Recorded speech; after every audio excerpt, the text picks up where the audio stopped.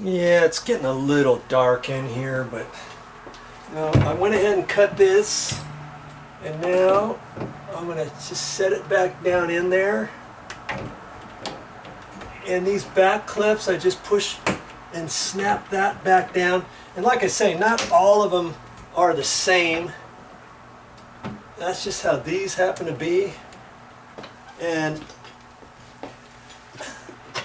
you remember this little deal here, I just cut it off and got that. But before I do that, I'm going to take my little snazzy bracket here, line it up where it was before, like that, and put the little goodie back in there right where it went, because that's gonna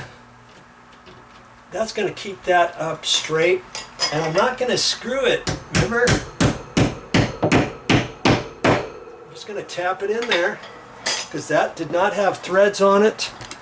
And now it's all about putting this end on, and make sure that when you measure this that you allow a 1/4 inch. This one's a 1/4 inch. You don't want to cut that tight because then you won't be able to slip that up in there. See, so that's just going to go there like that. I don't have to push up on that or anything. You know, maybe I will just a bit, hardly anything. And I'll put 2 little screws in there, and that'll be it. See this hasp? That's what I call a hasp.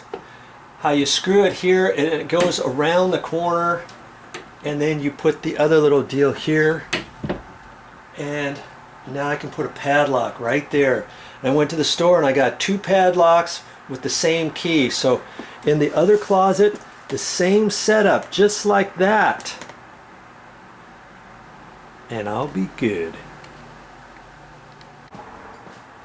Hey, well, that's all I got for this time, but I'll be back with more videos.